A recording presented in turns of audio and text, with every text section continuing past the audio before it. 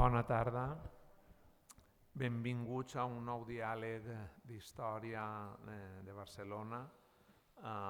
Avui, amb la conferència L'astrolabi fet a Barcelona l'any 1375, l'aposta per la ciència de Pere el Cerimoniós, que serà l'últim d'aquest cicle, d'aquest període, diguem, que s'acaba amb l'estiu, que es fa en aquest espai, perquè el següent que queda, que és la història LGTBI+ de Barcelona, del silenci a l'orgull sota l'amenaça de l'oblit, es farà a la Sala Moragues del Born, el dia 29.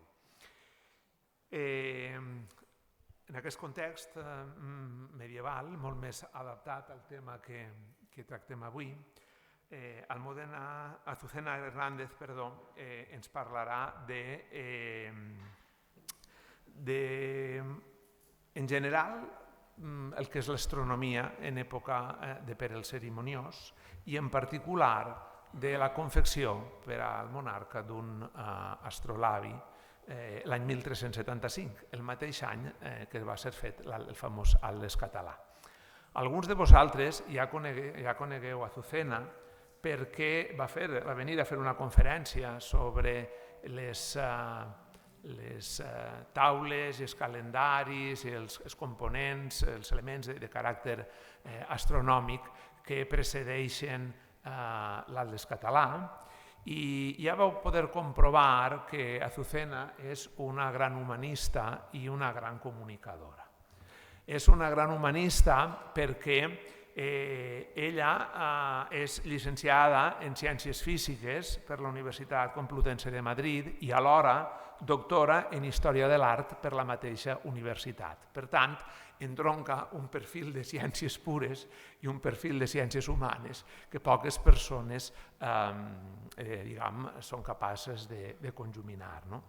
I és una gran comunicadora perquè, a banda que té unes qualitats innates com a tal, doncs quan ha d'explicar-ho física a gent d'història de l'art, o tira imaginació o s'estavella contra un mur, i aleshores suposo que aquesta pràctica li ha fet desenvolupar moltes habilitats en aquest sentit.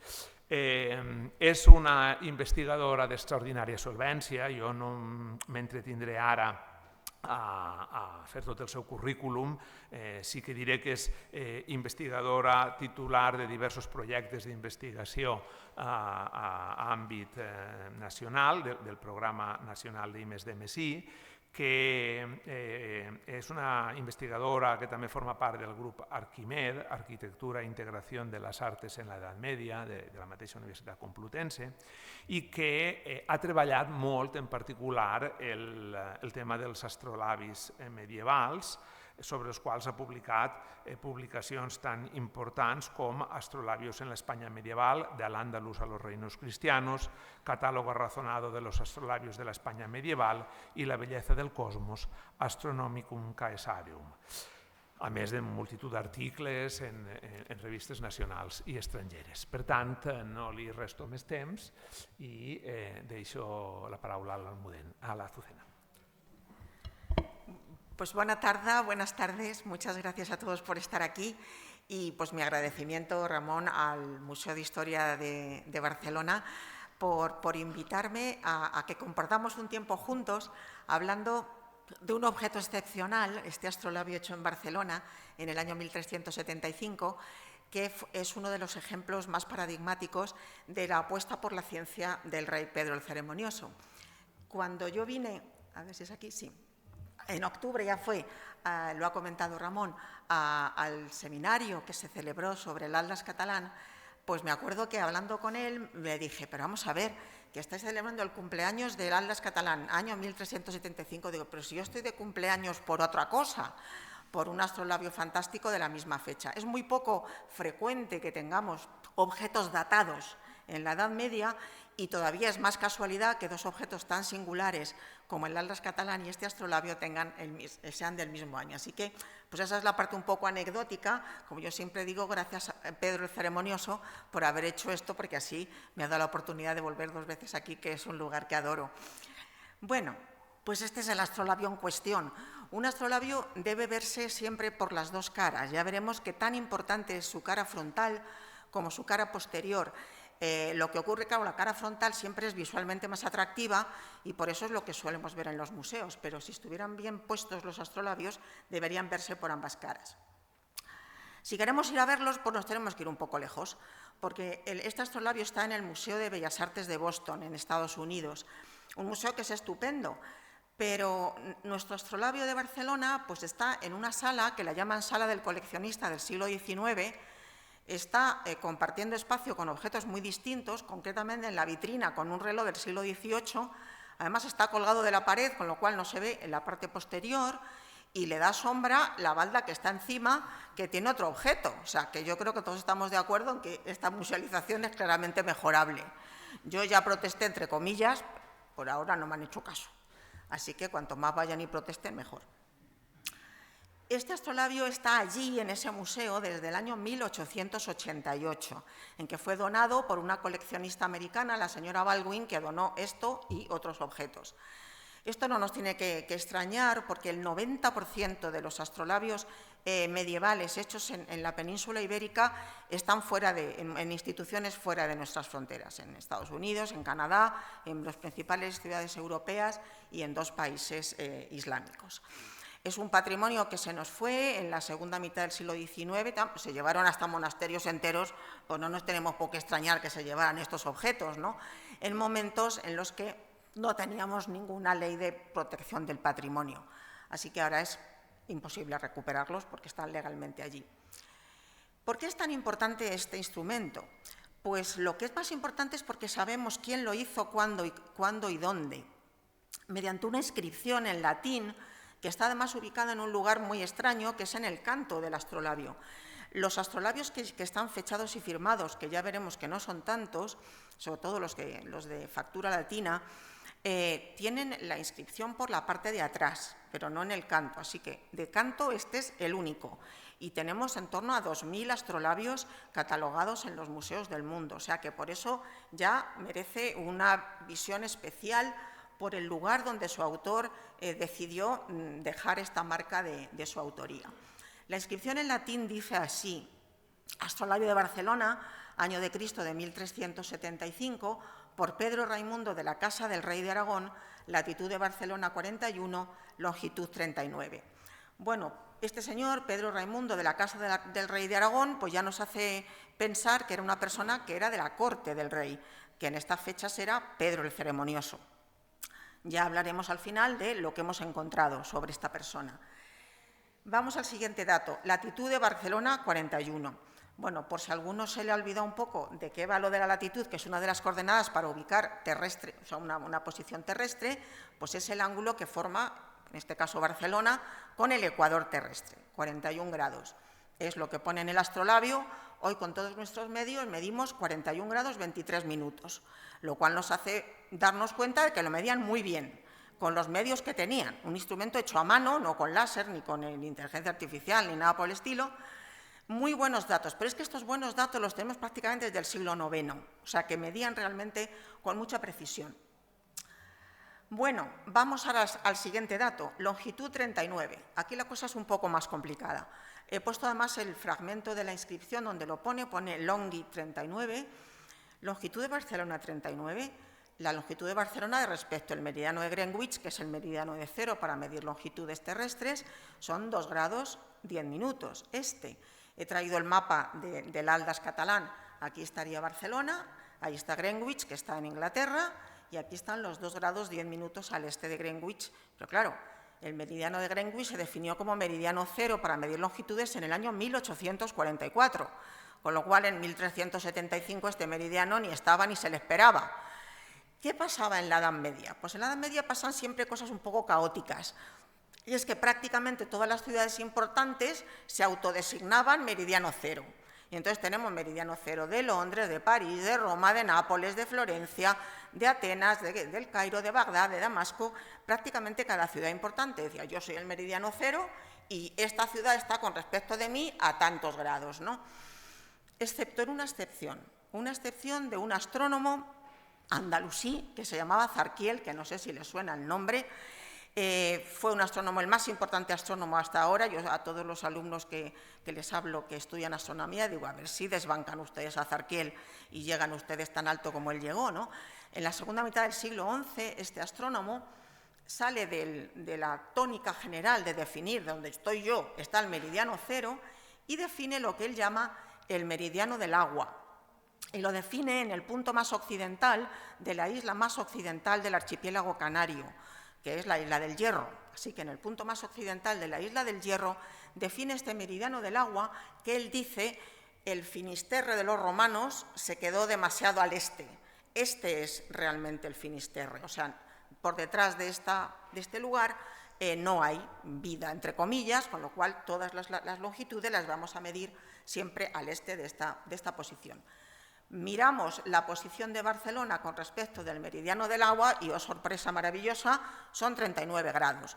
Así que la longitud la posicional de Barcelona que nos da Petrus Raimundi en este astrolabio está referido al meridiano del agua. Esto nos confirma algo que ya sospechábamos. En este territorio, en torno al monasterio de Ripoll, se hicieron traducciones de textos del árabe al latín pues prácticamente desde el siglo X, XI, XII. Entonces, claro, pues el texto de Azarquiel posiblemente se tradujo y, por tanto, se conocía en la Corona de Aragón. Y puestos a elegir con respecto de qué voy a poner la longitud de un astrolabio, pues lo refirió Petrus Raimundi con respecto al meridiano del agua. Y eso nos confirma el uso de este meridiano del agua, al menos en la Corona de Aragón. Y esto también es un dato muy relevante. Voy a ubicar muy deprisa el contexto cronológico de este instrumento, del astrolabio, no solo del de Barcelona, sino en general de todos los que nos han llegado. El astrolabio es un instrumento que se inventó en Grecia. No sabemos quién lo inventó, ni exactamente cuándo lo inventó, ni dónde, aunque Alejandría tiene todas las cartas para que pudiera ser en Alejandría en torno al siglo I a.C. Pero el astrolabio más antiguo que nos ha llegado tiene las inscripciones en árabe, se hizo en Harran o en Bagdad y es de latón. Claro, del siglo I a.C. al siglo VIII son 9 siglos, es mucho tiempo. Tenemos suficiente documentación en todo ese periodo para saber que se hicieron y se usaron astrolabios, pero se hicieron en muy pequeña cantidad, porque solamente lo usaban los astrónomos, y nunca hay muchos astrónomos en ningún momento de la historia en cualquier cultura, ¿no? Así que se deben hacer pocos, y además en un material posiblemente que no ha resistido el paso del tiempo, y por eso no nos ha llegado ninguno, pero haberlos había. La elección del latón, que es una aleación de cobre y zinc, que es una aleación metálica, fue muy correcta, porque todos los astrolabios a partir del siglo VIII, todos se han hecho siempre de latón.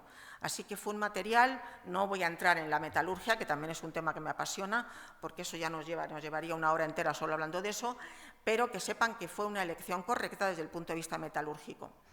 El siglo X es muy importante en la cronología del astrolabio, porque el instrumento atrajo la atención del poder, tanto del poder religioso como del poder civil. En el mundo islámico vieron que el instrumento tenía capacidades para ser usado por otros colectivos, no solamente por los astrónomos. Claro, cuando el poder ya se fija en algo, ¿qué pasa? Pues que se empiezan a hacer muchos más astrolabios y, por tanto, nos han llegado más. Pues nunca nos llegan todos, pero nos han llegado más. Es en este siglo X cuando el astrolabio llega al Andaluz, por primera vez procedente de Bagdad, los primeros ejemplares. Y se empiezan a construir, a manufacturar astrolabios en el Andaluz desde este siglo X hasta que termina el Andaluz, en el siglo XV. Nos han llegado 35 astrolabios de una gran calidad y además con unos elementos que ya veremos que nos permiten definir la tipología andalusí. Pero lo más interesante del asunto es que en el mismo siglo X, solo 40 años después de que tengamos el astrolabio documentado en el Andaluz, lo tenemos documentado en los reinos cristianos. Así que esa frontera que evidentemente existió entre el Andaluz y los reinos cristianos, donde hubo guerras, conquistas y todo lo que queramos, fue absolutamente permeable para objetos como los astrolabios y otros objetos para la circulación de libros, de textos, de científicos, etcétera. Así que, desde ese mismo siglo X, empezamos a tener astrolabios realizados en los reinos cristianos peninsulares con una tipología similar al andalusí, pero con las inscripciones en latín en lugar de en árabe, que son los de Al-Ándalus. Todos los 35 astrolabios andalusíes están firmados y fechados, pero de los 15 que nos han llegado de los reinos cristianos, solo hay uno firmado y fechado, que es el de Barcelona, de 1375. Así que los 14 restantes están atribuidos y como tales atribuciones, pues siempre podemos tener un punto ahí de debate entre unos países y otros sobre si este es mío, este es tuyo, ¿no? Porque el latín pues es igual en todas partes y el astrolabio en estructura también.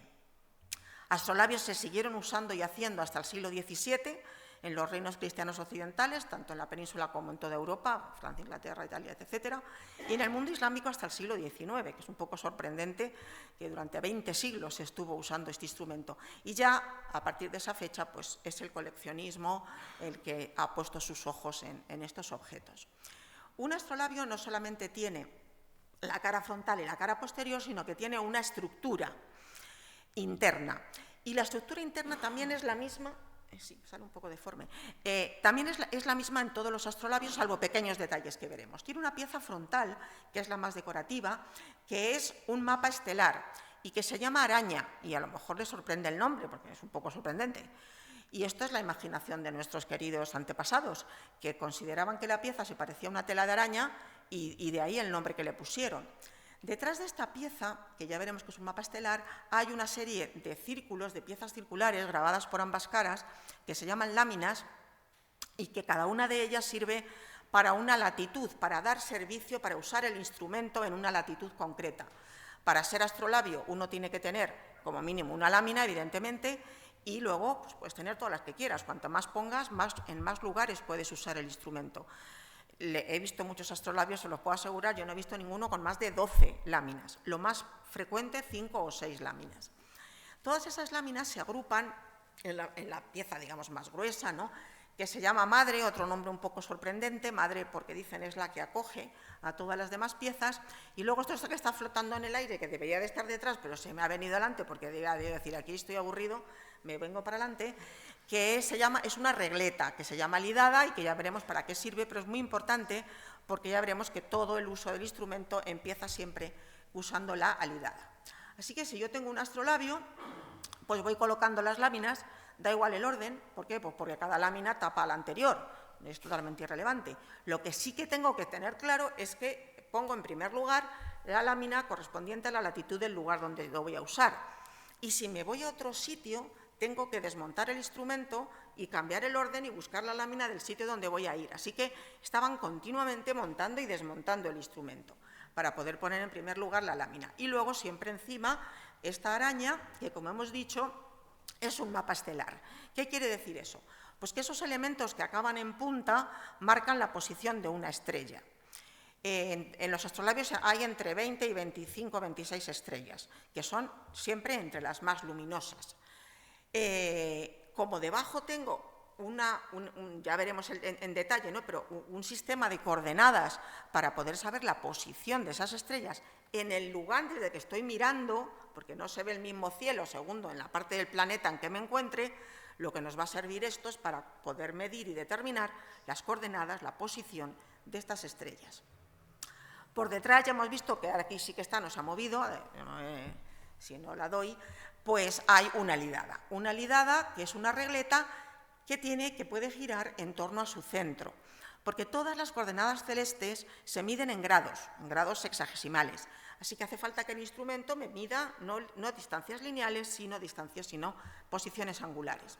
Y también gira esta pieza frontal, porque la bóveda celeste gira en torno a la estrella polar, que es el norte celeste, a lo largo del día. O sea, en 24 horas da una vuelta completa. No sé si aquí en la sala hay algún astrónomo aficionado, pero si lo hay, pues estará acostumbrado a que tú miras la noche y vas viendo cómo se mueven las estrellas todas en bloque, ¿no? Así que como esto va a permitirme medir la posición de las estrellas, tiene que hacer lo mismo que hacen las estrellas, que es girar en torno al norte. Y el Sol no está, como yo lo he puesto ahí dibujado, pero está porque está su trayectoria, su posición, lo que se llama la eclíptica, que es la trayectoria realmente de la Tierra en torno al Sol, pero que en la Edad Media se pensaba que era del Sol en torno a la Tierra y que a efectos prácticos da un poco da igual quién es el que se mueve en torno a quién cuando son dos los que se mueven uno en torno al otro. Muy bien, he puesto aquí las dimensiones de este objeto. Tiene un diámetro de 11 centímetros, o sea, que cabe en una mano. ¿De acuerdo? Es portable, totalmente portable. y pesa 420 gramos. Esto es lo habitual. Tenemos algunas excepciones, algunos que pesan un poquito más, porque ya veremos que se tiene que usar en suspensión. Claro, si le metes 8 kilos al instrumento, pues pocos van a ser capaces de poderlo sostener un rato en suspensión. Así que importante ese detalle. Este es el despiece. Yo, se pueden imaginar, pues que me fui a Boston a estudiar este instrumento, porque a ver qué iba a hacer, no me lo iban a traer a casa, ¿no? Entonces, este es el despiece del astrolabio de Barcelona. Ya ven que tiene 5 láminas, o sea que ya digo que es lo más habitual, nada sorprendente en eso, y tiene pues la madre y la araña.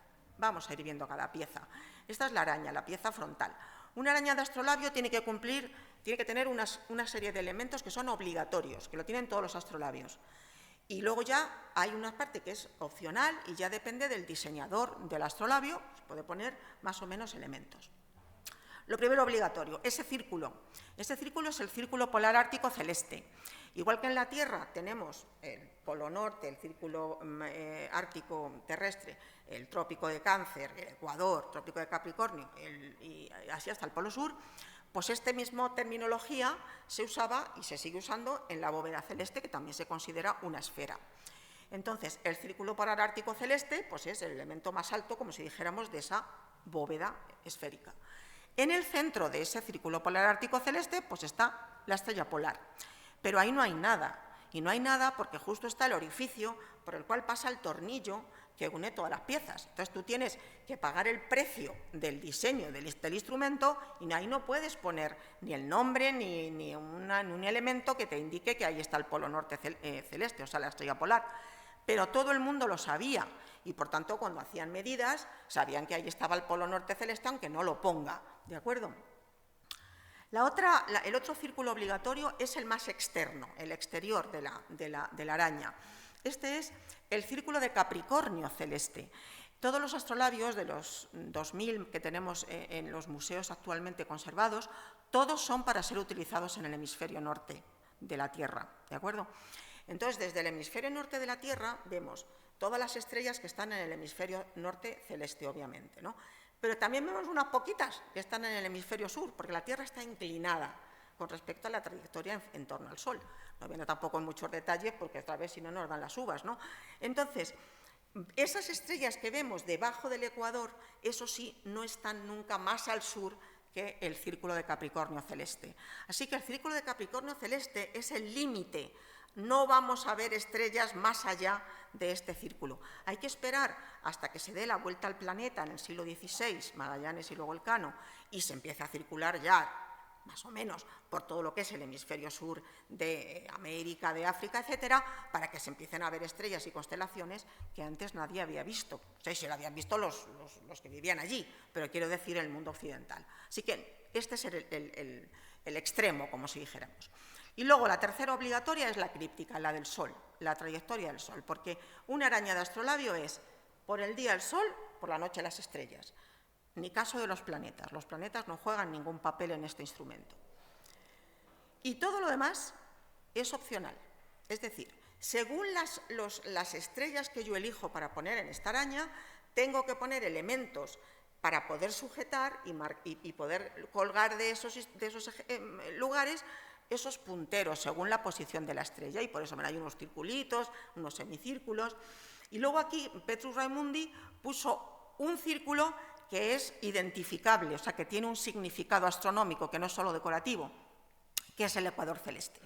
Así que es de los poquísimos astrolabios, hay alguno más, pero muy pocos, estamos hablando de media docena, de los 2000, o sea, que son muy pocos, que incluyen también el ecuador celeste dentro de la araña, que es también un elemento adicional que demuestra pues que el que lo hace sabe astronomía y por tanto es capaz de ubicar correctamente también el ecuador celeste. Y ya le digo que todo lo demás es opcional. Aquí he traído pues, unas imágenes un poco ampliadas de cómo son estos punteros estelares. Está puesto en la base el nombre de la estrella, luego está el puntero y en la punta hay que imaginarse que está la estrella, ahí pone Aldebarán. Hoy esta estrella, que es la estrella alfa de la constelación de Tauro, también se llama Aldebarán. Pues mira qué bien, aquí coincide el nombre actual con el nombre que tenían en el siglo XIV, pero esto es lo menos frecuente. Aquí traigo otro ejemplo, ahí pone Cor Leo, es la estrella alfa de la constelación de Leo, que hoy se llama Regulus, que no tiene nada que ver con Corleo. Esta es, no se ve, bueno, es igual. Es una tabla con las 22 estrellas que tiene el astrolabio. Bueno, pues quitando Aldebarán, todas las demás no tienen el mismo nombre en el astrolabio con respecto al nombre que usamos hoy. ¿Y este caos por qué se produce? Pues porque en Mesopotamia pusieron unos nombres a las estrellas que vieron. Llegaron los griegos, algunos nombres les gustaron, otros no, y los cambiaron. Llegaron los romanos y algunos nombres los cogieron del griego, otros del mesopotámico, otros son latinos, cada uno de su padre y su madre. Llegaron los árabes y también pusieron los nombres que quisieron. Total, que cuando llegamos ya, luego pasan al latín y luego a las lenguas vernáculas. En el año 1919, que es cuando se crea la Unión Astronómica Internacional, que es un organismo internacional, como su mismo nombre indica, que sigue funcionando hasta hoy, se encontraron que había estrellas que tenían 7 nombres y que pues, era complicadísimo saber de qué estrella estábamos hablando. Y entonces, para no molestar a nadie, pues dijeron, pues venga, cogemos unas pocas de Mesopotamia, otras pocas de Grecia, otras pocas del latín, otras pocas del árabe y otras pocas de las lenguas posteriores. Y decidieron ya cuál es el nombre que vamos a usar siempre. Por ejemplo, Corleo, que hoy se llama Regulus, Regulus es el nombre que le pusieron en Mesopotamia. Y ahí conservamos este número, eso sí, no en mesopotámico, sino al latín. O sea, se pasa al latín, pero es la misma palabra en arameo pasada al latín. Entonces, claro, a mí muchas veces me dicen los alumnos, o incluso personas asistentes a una conferencia, Azucena, ¿se puede usar un astrolabio medieval hoy? Hombre, pues se puede usar, es un objeto mecánico, si lo sabes manipular, pues lo usas perfectamente. Pero claro, si tú te sabes los nombres de las estrellas hoy, o las buscas en internet si no te las sabes, te va a dar el nombre actual, el nombre que desde 1919 se puso a esa estrella. Si tú no sabes cómo se llamaba en 1375 esa estrella, pues no la vas a poder identificar. Pero eso nos pasa a los historiadores con ciudades que han cambiado de nombre, con palabras que ya hoy usamos y no se usaban en el pasado. O sea, esto es el pan nuestro de cada día para los historiadores porque las cosas pasan así, ¿no? Bueno, uy, qué cosas más raras le pasa a esto. Bueno, la idea es esa, ¿no? Que hemos tenido un lío con los nombres de las estrellas, pero ya afortunadamente ya cada estrella tiene un solo nombre. Vamos a ver el dorso, que ya digo que muchas veces no le hacemos ni caso y es muy importante. Esta lidada, que es la pieza esta que va a girar, es un elemento fundamental porque es el que nos va a permitir hacer lo que se llama el alineamiento visual, que es lo mismo que se hace cuando vas a disparar con un arma. Pero aquí no matamos a nadie, aquí sencillamente vamos a tener que mirar a través de esos 2 orificios pequeñitos que hay en la lidada el cuerpo celeste cuya posición quiero medir. Esa es la forma en que va a funcionar siempre el instrumento.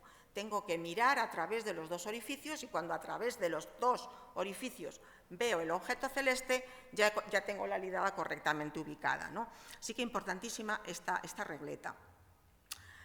La escala más externa de un dorso de astrolabio es una escala graduada en grados. Ya he dicho que todos los objetos celestes, sus posiciones se miden en grados.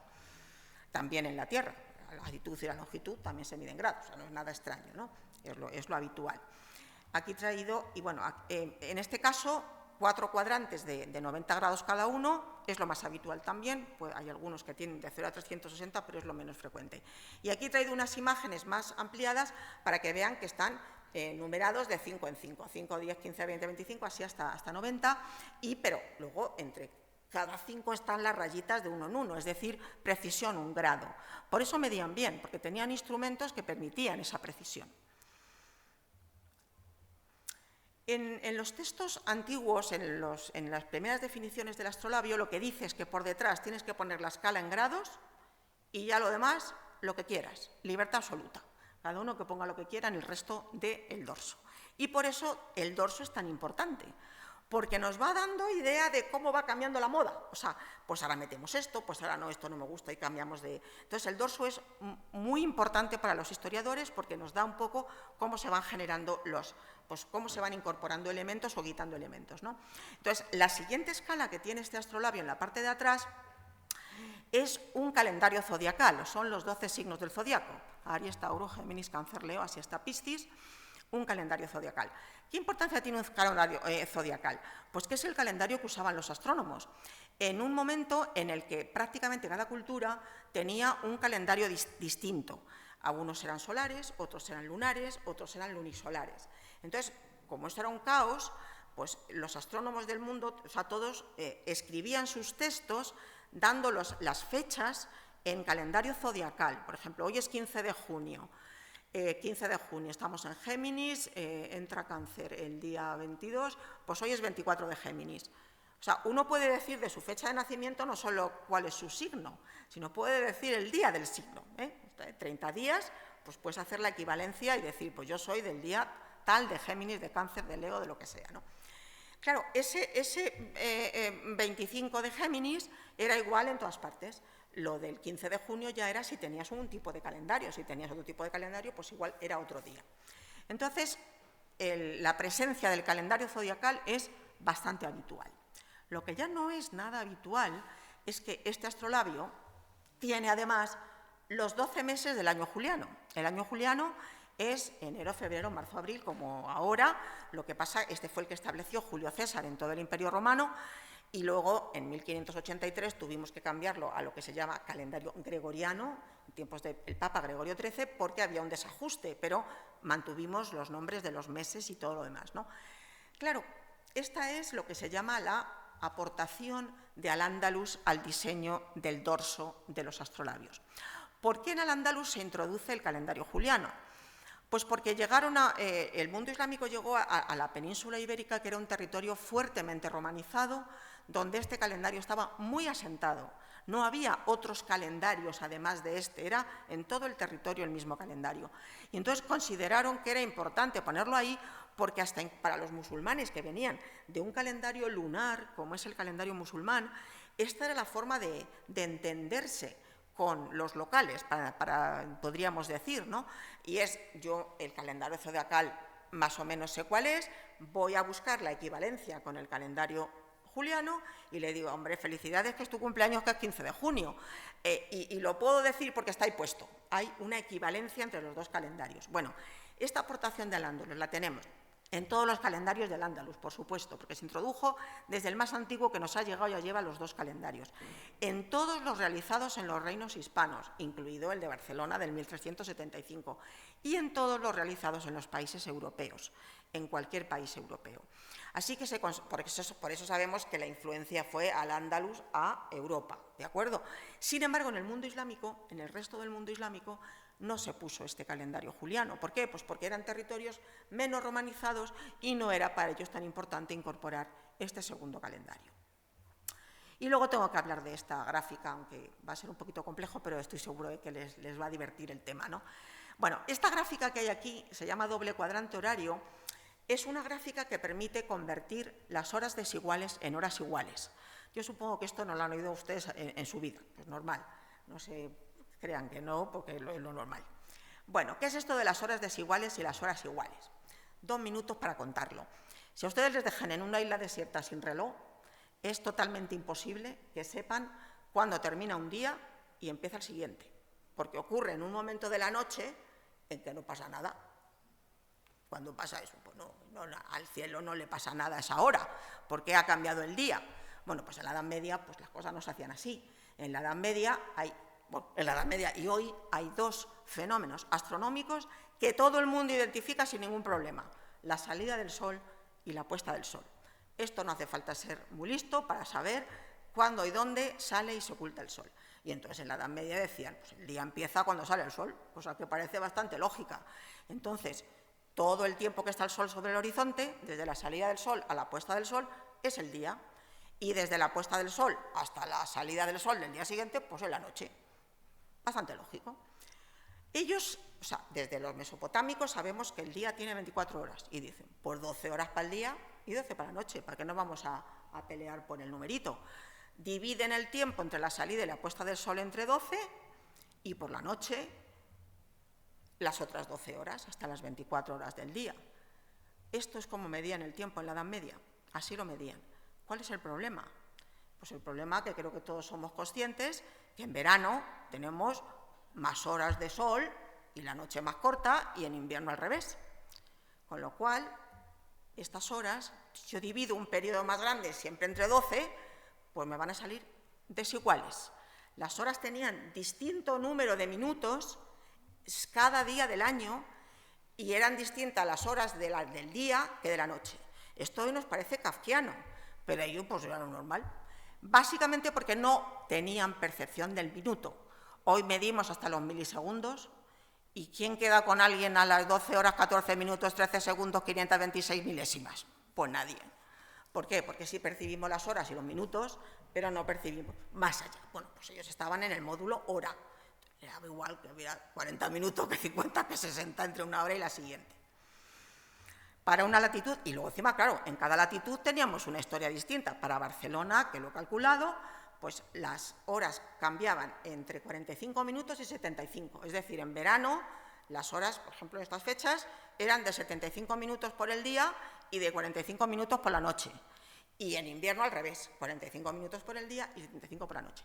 Pero también se definían las horas iguales, porque había 2 días al año, que son en los 2 equinoccios, el de primavera y el de otoño, en que justo el día y la noche tienen la misma duración. Entonces ese día dividías entre 12 y salían justo horas de 60 minutos. Así que ellos decían, las horas de 60 minutos son 2 días al año y el resto de días al año, pues entre 45 y 75 según el día que fuera. Y así vivían, o sea, eso no les resultaba ningún problema.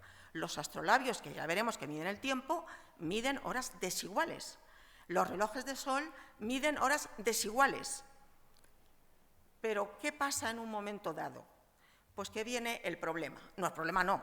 Viene la crisis, el momento que hace crujir este modelo. Y es la invención del reloj mecánico.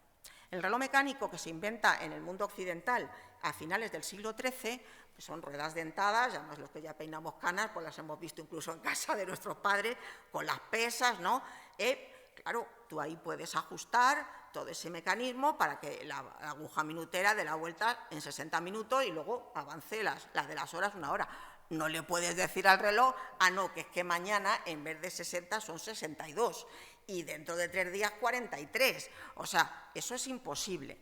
¿Qué pasaba? Que los relojes mecánicos medían siempre horas iguales, mientras que los relojes de sol y los astrolabios medían horas desiguales. Ya tenemos el lío, porque ahora hace falta poder pasar de horas desiguales a horas iguales.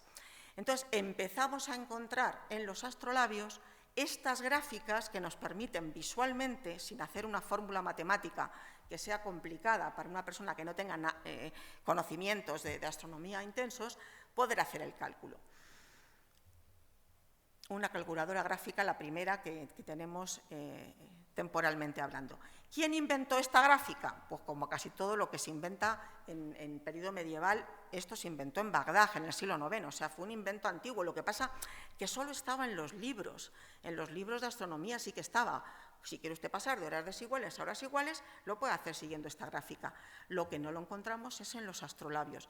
En los astrolabios andalusíes no está ninguno, porque el reloj mecánico es un invento occidental y en el mundo islámico no tuvo éxito. Luego ya al cabo del tiempo sí, evidentemente, pero al principio no.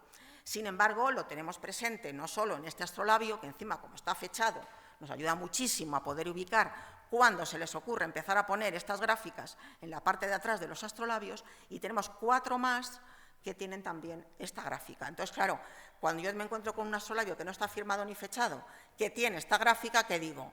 Mínimo siglo XIV o XV. ¿Puede ser del XIII? Hombre, pues podría ser, pero no había prácticamente relojes mecánicos, no había la necesidad. ¿Que soy muy listo y lo pongo? Pues sí, a lo mejor, pero siempre intentamos ponernos en la cabeza de un diseñador que tiene que ocupar un espacio, que puede poner otra cosa, y si pone la gráfica es porque eso se usa. Porque saben que a los relojes mecánicos hay que ponerlos en hora, y hay que ponerlos en hora usando un astrolabio, que es el que mira al cielo y me dice qué hora es, pero claro, lo tengo que traducir a horas iguales, no le puedo poner el dato en horas desiguales porque va a adelantar o a atrasar. Por eso les digo que es tan importante el dorso de los astrolabios. Vamos a las láminas. Hemos dicho que tiene 5, este astrolabio de Barcelona. Están grabadas por ambas caras y vamos a ver muy rápidamente para qué latitudes están, ¿no? La primera lámina tiene por una cara la latitud del Cairo, la latitud 30. Esto no nos tiene que sorprender. El Cairo era un puerto muy importante del Mediterráneo oriental, por ahí venía todo el tráfico de la ruta de la seda, y cualquier corona, cualquier reino que tuviera salida al Mediterráneo, como le pasa a la corona de Aragón, va a poner la latitud del Cairo, le pasa a los franceses, le pasa a los italianos, etc. O sea que esto no nos sorprende. Y luego la latitud 36 es el inicio de la península ibérica, es la parte más al sur de nuestra península, Tarifa, Cádiz, Algeciras. Nuestra península empieza por la latitud 36, así que tampoco nada extraño. La latitud 39 por un lado y 40 por el otro, ya tenemos territorios de la corona de Aragón. La latitud 39 es Valencia y Palma de Mallorca y la 40 Castellón y Teruel. La 41 y 42 es lo que hoy diríamos, y siempre la llamamos así, latitud Cataluña. O sea, esta es la lámina Cataluña porque está en el territorio de lo que hoy es Cataluña. Barcelona ya hemos visto que es 41, pues Tarragona, Lleida y Zaragoza también son 41, con distintos minutos, pero 41 como valor de grados. Y la 42 es Girona y Huesca y ya los Pirineos. O sea, nuestra península es 36-42 en cuanto a bandas de latitud. La 45-48 es una latitud francesa. 45 es Burdeos, 48 es París, pero la corona de Aragón tuvo relaciones con la corona de Francia, así que tampoco es nada extraño encontrar esto. Ya nos habría extrañado si aquí ya vienen, por ejemplo, latitudes de Inglaterra, porque ahí sí que hubo muchísimo menos relación en este siglo XIV. Y la última, la latitud 66 y Equinoctium, es lo que llamamos nosotros una lámina de erudición. No es para usarla, es para decir qué listo soy, cuánto sé. ¿Por qué? Pues porque la latitud 66 corresponde con el círculo polar ártico, ¿de acuerdo? El límite superior, ¿no? El círculo polar ártico. Y Equinoctium es la forma en que se nombraba al ecuador terrestre, a la latitud 0. Desde Ptolomeo, desde incluso antes, se decía que, aunque había planeta, por encima de la latitud 66 no había seres humanos, no había vida humana. Y por debajo de la latitud 0 tampoco. O sea, había planeta, pero no había seres humanos. Entonces, esta latitud era una especie de warning, de aviso, de ni se te ocurra ir por encima de la latitud 66 ni por debajo de la latitud 0. Pues te vas a encontrar muy solo, pues no hay nadie. Entonces, este tipo de latitudes que llamamos de erudición, que no se van a usar realmente, pues aparecen también en muchos astrolabios. O sea, no es este el único que tiene este tipo de lámina. Puestos a ver un poquito en detalle la lámina, pues evidentemente he cogido la de la latitud 41 porque es la de Barcelona. Todas las láminas tienen la misma estructura, lo único que ajustada a la latitud. ¿Por qué sé que esta es la de la latitud 41? Pues porque lo pone. Pone la 41. No sé si saben que el 4, el 5 y el 7 son tres números que en el siglo XIV no se hacían igual que se hacen hoy dentro de la numeración indoarábiga. Tiene esa forma como de lacito, ¿no? Pero eso es un 4 en el siglo XIV. Bueno, ¿qué es la parte superior de una lámina de astrolabio y en concreto de esta de Barcelona? Pues esto es una proyección de tipo estereográfico de la bóveda celeste, que es una esfera, en un plano, igual que cuando hacemos un mapa pasamos de la Tierra, que es una esfera, a una superficie bidimensional, que es un mapa. Hay distintos tipos de proyecciones, es un ejercicio geométrico y esta es la que se utiliza en el astrolabio. El centro de esta proyección es el cénit, que es el punto que tengo justo encima de mi cabeza, ¿de acuerdo? Y el último elemento, la última línea, se corresponde con el horizonte, así que este me va a medir todas las posiciones entre 0, que sería el horizonte, y 90, que es la posición más alta. Y esas curvas serían como los paralelos en la Tierra, cuando hacemos paralelo y meridianos, ¿no? Pues como los paralelos, pasa que en la bóveda celeste se ha cambiado el nombre y ya se llaman almicantares, que ya te digo que lo normal es que no tenga por qué saberse ese nombre. Y en las ortogonales a estas líneas, que serían como los meridianos, pues son las curvas de azimut. Así que esto es una especie de bóveda celeste en blanco, es como si pongo un mapa de la Tierra, hago un plano y solo pongo los paralelos y los meridianos, pero no pongo los países. ¿Por qué? Porque aunque los países aquí en la Tierra están fijos, no los podemos mover, en el cielo las estrellas se mueven, y entonces el que se va a mover es luego la araña sobre este mapa en blanco, como si dijéramos, ¿no? Parte inferior. La parte inferior es la que me va a permitir medir el tiempo. Ahí están estas divisiones en 12 partes, que son las 12 horas desiguales que me va a medir el astrolabio. Si miro el cielo durante el día por la posición del Sol, me va a dar las horas diurnas, y si miro las estrellas por la noche, me da las horas nocturnas. ¿Para qué se usa un astrolabio y también para qué no se usó? Bueno, en primer lugar se usa en suspensión, colgado de la mano y la otra mano para manipularlo. Esta es la posición normal, por eso el peso es importante, para poderlo aguantar. Esta es una de mis ilustraciones más favoritas, donde se ve a 3 monjes que están sujetando un astrolabio, que además es la portada de un salterio, o sea, de un libro de salmos, de un libro religioso, que sorprende la elección de esta temática. Y yo siempre digo que cuando veo una ilustración donde hay un astrolabio, sé si el que la ha dibujado, el que lo ha pintado, ha usado un astrolabio o ha visto a alguien usarlo realmente o no. Porque si veo a uno con el astrolabio así, en plan mi tesoro, digo, este no tiene ni idea de cómo se usa. Entonces, este sí sabía cómo se usaba. Aquí tenemos una foto más cercana de esta ilustración y ven que está más mirando a través de los 2 orificios de la lidada al cielo estrellado. Bueno, los usos astronómicos pues son los que... Uy, no se ve, no sé si se ve muy bien, bueno, da igual, se lo explico. Los usos astronómicos son los más importantes porque es para lo que se inventó este instrumento y es básicamente, como hemos dicho, posición, coordenadas celestes de las estrellas, del Sol, etc. Y sí que se ve, y menos mal que se ve, que lo he puesto en verde, la enseñanza de la astronomía. Tenemos perfectamente documentadas, tanto en las madrasas islámicas como en las universidades cristianas, que los astrolabios se usaban para enseñar astronomía, que era una de las 4 artes del quadrivium. Y el trivium y el quadrivium era el plan de estudios en las universidades medievales. Así que todo el mundo estudiaba astronomía, sabía usar un astrolabio y sabía qué estructura tenía. Y se usaba, pues como se puede usar un mapa para enseñar geografía, como apoyo, ¿no?, del profesor. Y luego hay otros usos que son los que justifican que hayan llegado 2000 astrolabios y no 20, que es lo que hubiera ocurrido si solamente los hubieran usado astrónomos. Se hubieran hecho en muy poca cantidad.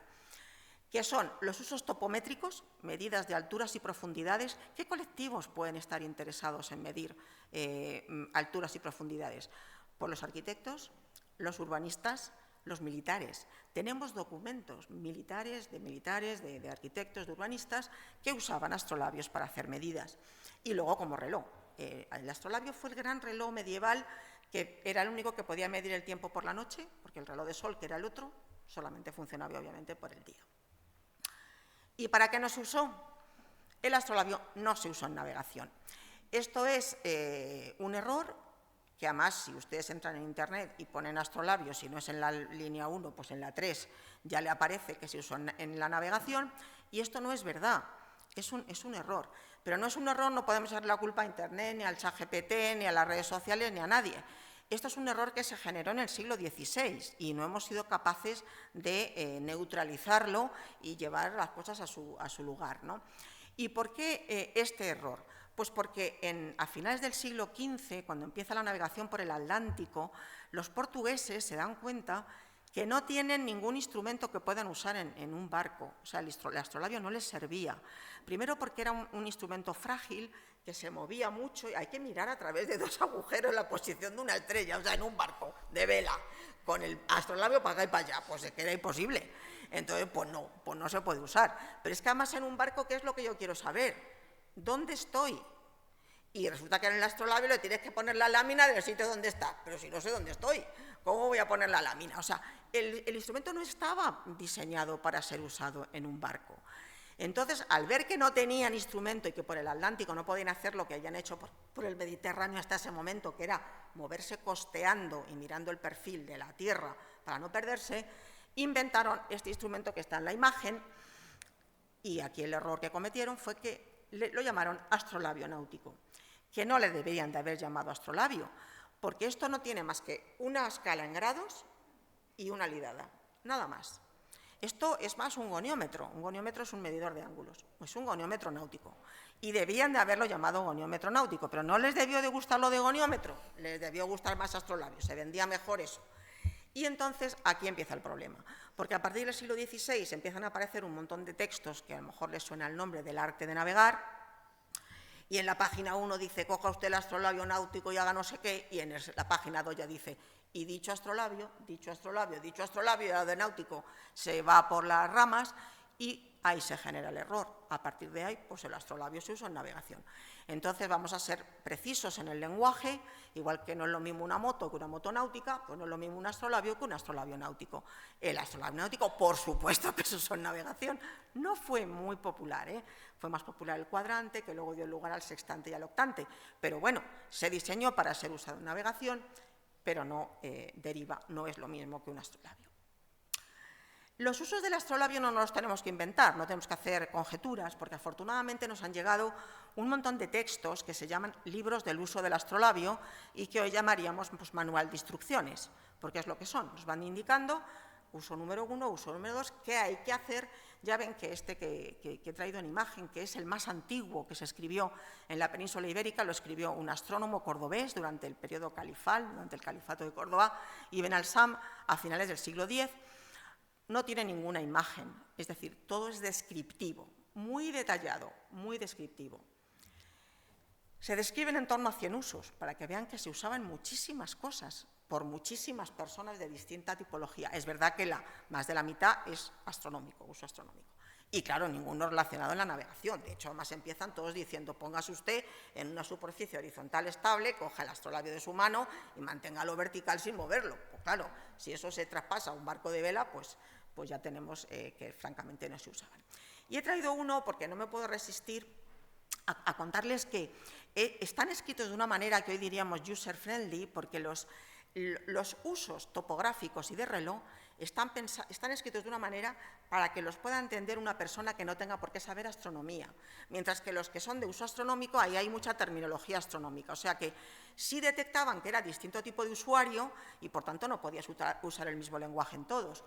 Por ejemplo, que es uno que a mí me divierte especialmente, conocimiento de las alturas de las palmeras, las estatuas, las montañas y cosas de altura similar cuando estás en su base o a la perpendicular. Mantienes el extremo de la lidada sobre 45 divisiones, no dice 45 grados. ¿Por qué? Pues porque a lo mejor esas personas no tienen por qué saber qué es un grado. Eso es un concepto matemático que no tiene por qué todo el mundo conocer, ¿no? Avanzarás o retrocederás hasta que veas la cima de la palmera. Vamos a pasar a imagen, que nosotros somos generación vídeo ya. Bueno, nos acordamos de que el extremo del dorso del astrolabio tiene una escala en grados. Si me dice que la lidada la tengo que colocar a 45 divisiones, a 45 grados, pues la tengo que colocar así. Esto es en este uso, o sea, no es que siempre haya que ponerla en 45 ni que siempre haya que hacer esto. Esto es para este uso del de la palmera y el de la estatua, ¿no?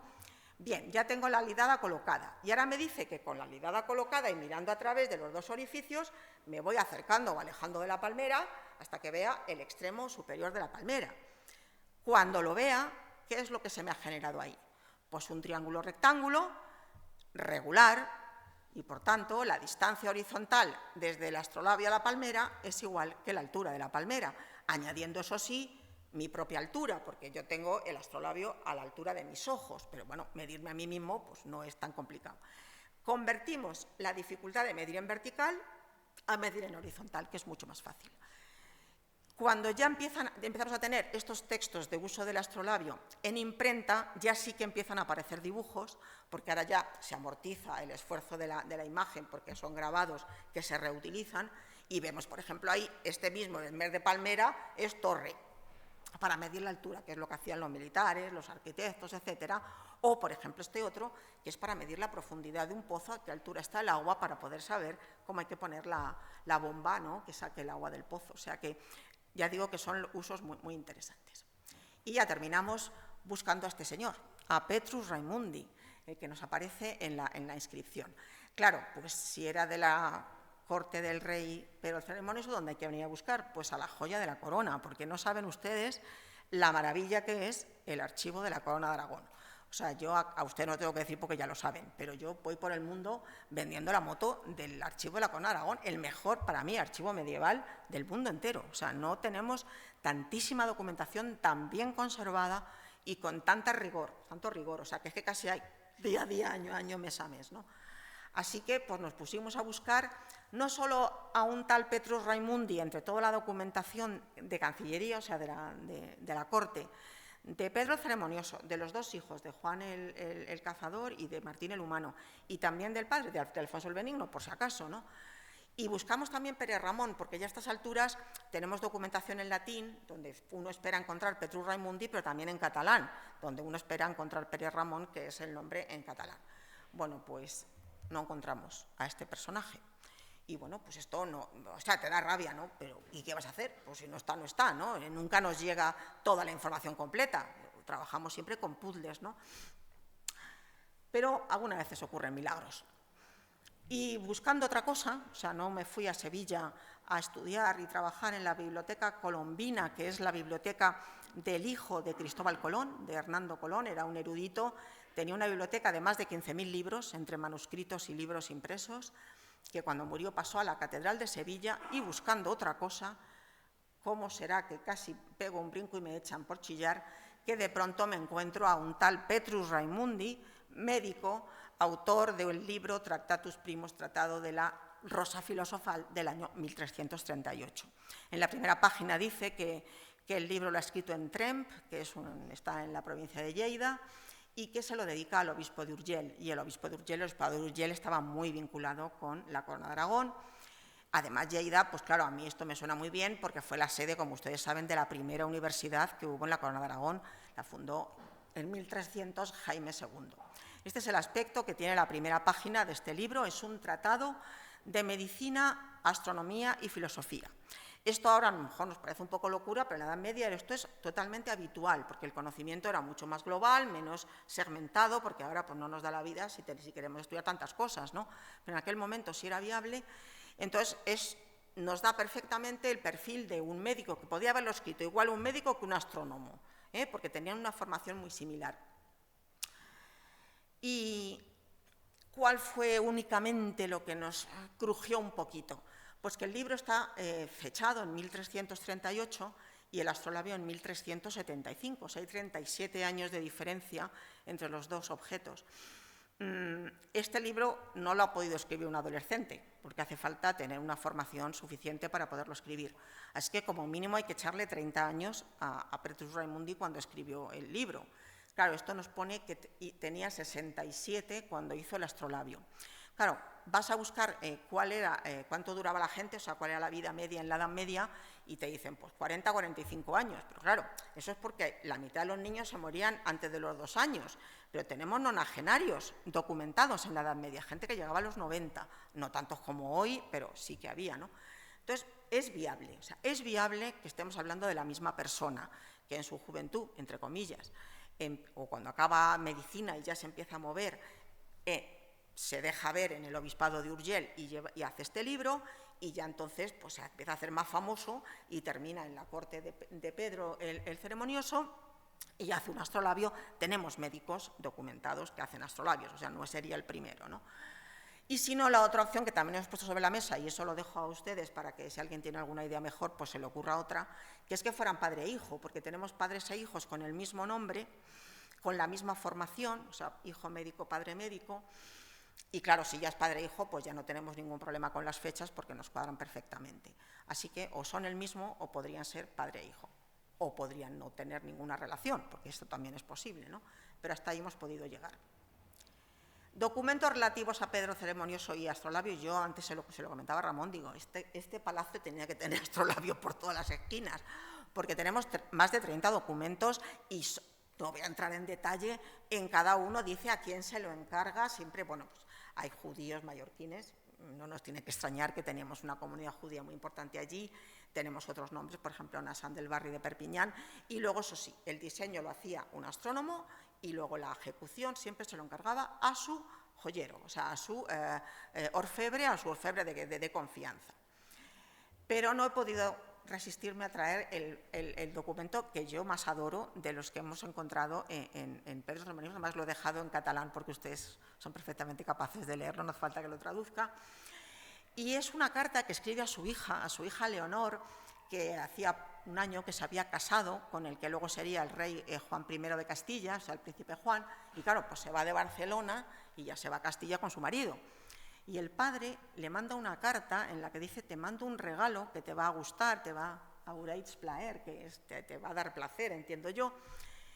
y que tiene una araña, es un astrolabio, que tiene 3 tablas de latón, 3 láminas de latón. Claro, esta es una adolescente prácticamente, no le manda un astrolabio con 12 láminas, que la criatura coja el astrolabio y se le rompa el brazo, sino que le manda una de 3 láminas, que es más manipulable, ¿no?, por una joven. Y en una tiene el número 38, latitud 38, Sevilla. Y en la otra tiene 39, latitud 39, Córdoba. ¿Qué hace el padre con esto? Hasta ahí lo que pone. ¿Qué podemos deducir? Pues que Leonor, la hija, estaba acostumbrada, como yo digo, a ver astrolabios en casa de su padre y, por tanto, a saberlos usar casi con seguridad. Se casa y se va, y se lleva posiblemente un astrolabio. ¿Con qué láminas? Pues con las láminas de Barcelona, de Lleida, de Girona, que no puede usar en el lugar donde está ahora, porque se ha ido a otras latitudes, más al sur. Y entonces el padre dice, no te preocupes que te mando otro, y le manda otro con latitudes castellanas. Entonces es un ejemplo muy bonito, porque claro, un rey le puede regalar a su hija lo que quiera, no hay ninguna limitación.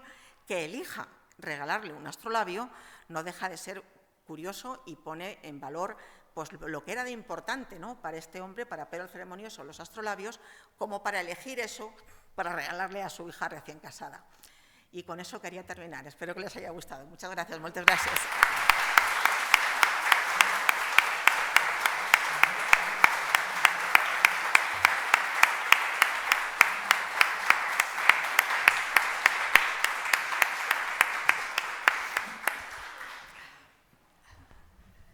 Bé, molt bé, iniciem ara el torn de debat. Si algú té una pregunta, un dubte, un comentari.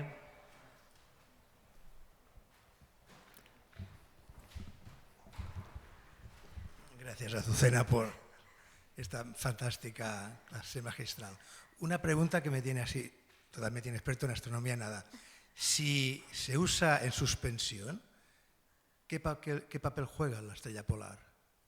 No, la estrella polar, en el momento, en cuanto haces la medida, es el único momento en que está en suspensión. O sea, tú haces la suspensión, coges la lidada y te sale 38 grados, se acabó, a la mesa, a desmontar, a poner la latitud, a buscar qué posición está la estrella polar. O sea, una vez que has hecho la observación, que es la parte observacional del instrumento, el resto lo haces ya sobre la mesa, no lo haces ya, sabes perfectamente, quitas el tornillo para decir, ahí está la polar. Si me ha dado que la estrella, que sé yo que es Aldebarán, está a 38 grados, lo que tienes que hacer es girar la araña hasta que el puntero de Aldebarán se te vaya a la posición 38 grados, que es la que has medido. Una vez que tienes Aldebarán en la posición 38 grados, todas las demás estrellas, que a lo mejor no sabes ni cuáles son, ya te van a salir en la posición correcta. Y con eso mides las posiciones del resto de las estrellas. Tienes como mínimo que identificar una estrella. Si no identificas ninguna estrella en el cielo, no puedes usar el astrolabio. Lo puedes usar para topografía, nada más, tampoco para la hora. Porque para la hora lo que haces después es decir, muy bien, pues Aldebarán me ha salido a 38, aquí está puesto. Entonces ahora, ¿la hora quién la da? La hora la del sol, tanto de día como de noche. De día lo veo, el sol, y puedo medir su altura. Y de noche lo que hago es saber en qué posición se encuentra. Si estamos a 25 de Géminis, pues marco 25 de Géminis en la araña y hago una línea desde esa posición que pase por la polar y me lleva a la parte sur, a la parte baja de la lámina, y ahí me marca la hora que es, eso sí, en horas desiguales. Entonces, si no conoces por lo menos una estrella, y además en los textos nos dice si puedes coger 2 o 3, mejor. ¿Por qué? Pues por el error que puedes cometer a la hora. Dices, tienes que mantener el astrolabio perfectamente vertical. Bueno, el brazo te tiembla, no sé qué, no sé cuántos. Entonces, como hay algunas veces que los punteros están muy cerca, igual te confundes y coges la estrella de al lado. O si hay un día de esos, ahora ya no se ven estrellas porque con la contaminación lumínica es complicado, ¿no? Pero entonces en la Edad Media, que se veían muchas, podías confundirte con una que estaba cerca, ¿no? Entonces, siempre te decían, si puedes conocer 3, de hecho se aconsejaba al diseñador del astrolabio que le preguntara al cliente, Pedro el Ceremonioso, por ejemplo, a ver usted cuáles son sus estrellas favoritas, que sepa perfectamente cuáles son. Ahora esto nos parece chino, pero es que en ese momento ellos identificaban un montón de estrellas en el cielo, pero no solamente Pedro el Ceremonioso, un pastor cuidando ovejas también, porque era lo único que tenían por la noche que hacer, ¿no? Mirar al cielo. Entonces, si ya tienes 3 estrellas, haces una triangulación. Y por eso tenemos usos en los que te dicen, cógete 3 estrellas, triangúlalas, y con ese triángulo ya tienes perfectamente ubicada la araña y ya puedes saber la posición de todas las demás. Ese es un poco el juego. Entonces, solamente el momento de la suspensión es para hacer la medida. Una vez que está hecha la medida, ya me puedo olvidar, ya el brazo descansa, me voy a la mesa y empiezo a jugar con el astrolabio horizontalmente. No hace falta que lo tenga colgando de la mano. Y para la topografía, una vez que ya me he colocado a la altura para ver el elemento, cojo el ángulo y ya está. Luego ya me tengo que poner con la cinta métrica a medir la distancia horizontal para poder saber cuál es la vertical. O sea que es solamente el momentito de mirar por los 2 orificios. Pero es muy buena pregunta, porque no lo he dicho y debía haberlo dicho, que es el minuto 1 del uso. ¿Més preguntes?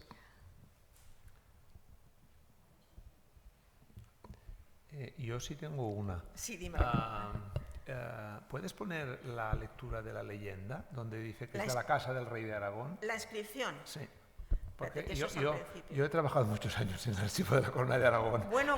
He sido archivero antes que fraile, digamos. La inscripción original, digamos. Sí. Y cuando un autor se intitula de la Casa del Rey de Aragón es porque ha recibido la carta expresa de nombramiento como familiar de la corona. Por tanto, en el registro correspondiente al año del nombramiento tiene que salir la carta de familiaridad. O sea que no cualquier persona puede decir que es de la Casa del Rey de Aragón. No. Tiene Pues que haber un nombramiento expreso como familiar de la corona. Y eso es una concesión graciosa del rey, con la cual el rey, digamos, premia a sus proveedores privilegiados, ¿vale? Como hace con Cresques Abraham en el caso del Atlas catalán. Y la de Cresques se ha localizado. Claro, entonces a lo mejor eso podría estar... De Domus Regis Aragonensis significa que tiene carta de familiar de la corona. Oye, pues eso está fenomenal, porque entonces esas cartas están en alguna parte del archivo. Esas cartas están en la Cancillería, están en los registros. Entonces, pero claro, puede que estar o que no esté porque se haya perdido. Por la fecha tan tardía, ya, dudo que falte el registro de Gratiarum en el que esté. Lo que puede pasar es que haya cambiado el nombre, que haya cambiado el apellido a raíz de un matrimonio, a raíz de alguna cosa. Puede pasar que el astrónomo... yo lo que intentaría es localizar las cartas de familiaridad concedidas a alguien que sea astrónomo. O médico. No, médico, exacto. Médico astrónomo. Sí, exacto. En este caso probablemente médico. Pues muy interesante. Y a partir de aquí, porque hay veces que a raíz de un matrimonio, por conseguir un mayorazgo, lo que, digamos, aquí no hay mayorazgo, pero hay la equivalencia de la primogenitura, etcétera, se puede cambiar el apellido.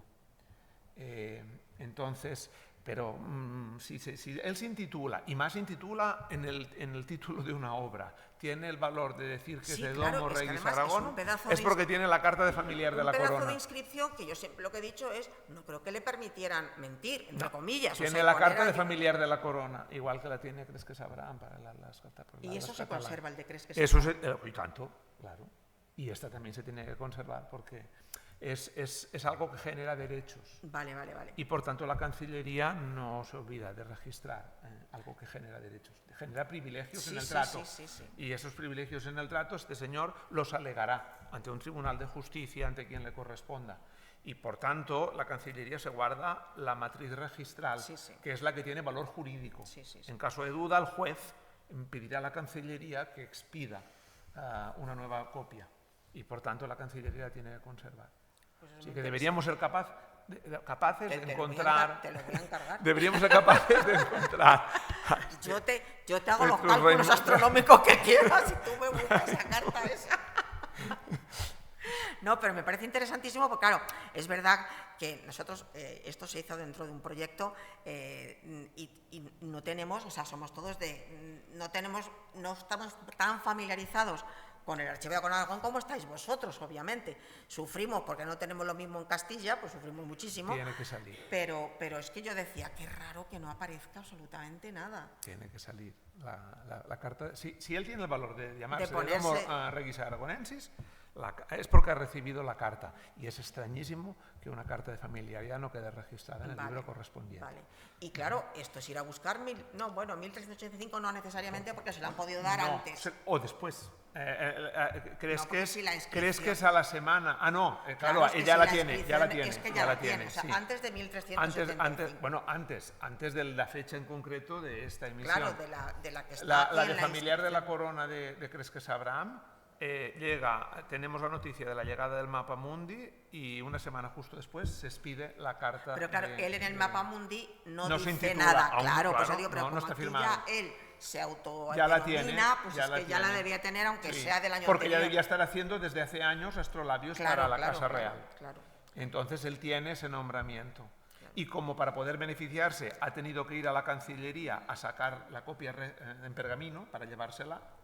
Esa copia en pergamino siempre lleva en nota abajo registrata y dice en qué registro de Cancillería está la copia. Puede dar una clave que yo ahora me lo estoy planteando con lo que dices, que es que esto es un pedazo de inscripción que ya digo que es una cantada, porque es que en los astrolabios que tienen inscripciones, que son los islámicos, casi todos los de Al-Ándalus, por la parte de atrás es una cosita pequeñita donde solo pone pues el nombre, Toledo, año tal, o sea, pero esto de latitud 41, ¿cuánto sé, no? Longitud 39, qué listo soy.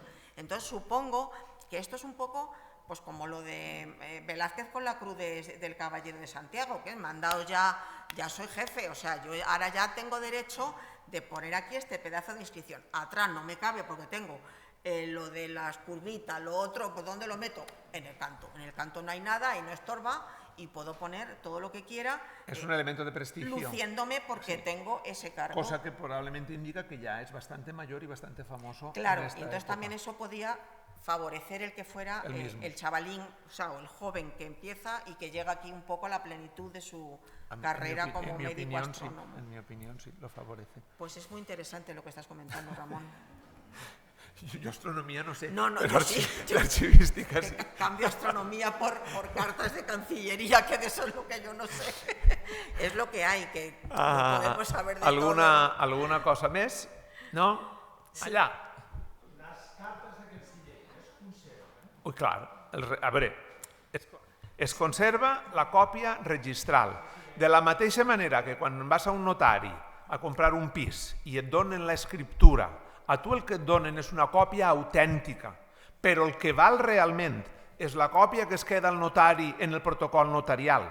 I en cas que el jutge tingui la mínima sospita que tu la pots haver manipulada, demanarà al secretari del col·legi notarial que faci una còpia des de la versió autèntica del protocol, des de l'original protocolitzat. A la Cancelleria passa exactament el mateix. L'Arxiu Reial naix per a guardar memòria de la voluntat reial. I si la voluntat reial dona un premi, sigui una senyoria nobiliària, sigui una carta de familiaritat, sigui el que sigui, aquesta persona el pot manipular per ampliar-lo. Si li dona un territori, pot dir que és més gran que li han donat. Si diu que és familiar, gent que no ho és pot dir que és familiar, el que sigui. Aleshores, per evitar això, la Cancelleria sempre guarda còpia registral de la voluntat reial. És a dir, el document se copia primer sobre, a partir de l'esborrany, se trau la còpia en registre. Un escrivà trau la còpia sobre pergamí que s'endurà el particular després de pagar el dret de segell corresponent, que li cobren, evidentment, per obtenir-lo. I abans de l'expedició, quan s'ha de posar el segell que valida el document, els escrivans de la Cancelleria contrasten el que diu el protocol i el que diu l'original. I si lliga, posen la nota, diguem, comprovat i registrat en tal registre, i a partir de certa data fins i tot s'anota el número de registre, el tipus, el número i el foli de registració. Perquè això és el que dona la garantia de que la voluntat reial efectivament és el que diu aquest pergamí que després va circulant sort per aquí o per allà. Aleshores, un cas com el de la concessió de familiaritat, que implica que aquesta persona ha de ser tractada amb certa benignitat pels oficials reials, perquè està dient jo sóc un protegit del rei, doncs el senyor evidentment corre a la Cancelleria a treure's el pergamí que pot ensenyar on vol, i per portar aquest pergamí ha hagut de pagar el dret de segell normalment i s'ha fet la comprovació amb el registre de Cancelleria. Per tant, és estranyíssim que aquesta carta no hagi quedat registrada en el registre de Cancelleria corresponent. El que passa és que això, que de vegades, alguna vegada, trobem que gent de l'edat mitjana canvia el cognom arran d'un matrimoni o arran d'una altra circumstància, i aleshores et pot costar de reconèixer que estàs davant de la mateixa persona. Però el normal és que estigui... A veure, la registració medieval és com tot, avui també n'hi ha errors d'administració, i no podem donar per cert que un escrivà no es despistés o que aquest senyor, diguem, no passés a recollir immediatament el document i per tant es descuidés la registració, però és molt estrany que un senyor que ostenta d'aquesta manera el títol no hagi anat a recollir el pergamí original que justifica aquesta concessió. Bueno, pues ya saben que tienen una joya, que tienen una... Si van a Boston, no dejen de ir a verlo, aunque esté ahí, que casi ni se ve el pobrecito mío, y protesten. Digan que així no se musealitza un astrolabio. Doncs res, tanquem aquesta sessió i us convidem a la següent. És un tema completament diferent, la història del moviment LGTBI a la Barcelona contemporània. Aquesta serà al Born el proper dia 29 d'aquest mes. I amb aquesta tancarem el cicle, fins després el reprendrem ja al setembre. D'acord? A vosaltres. ¿Te ha gustado? Mucho, encantado. Oye, me ha encantado lo que has dicho. O sea,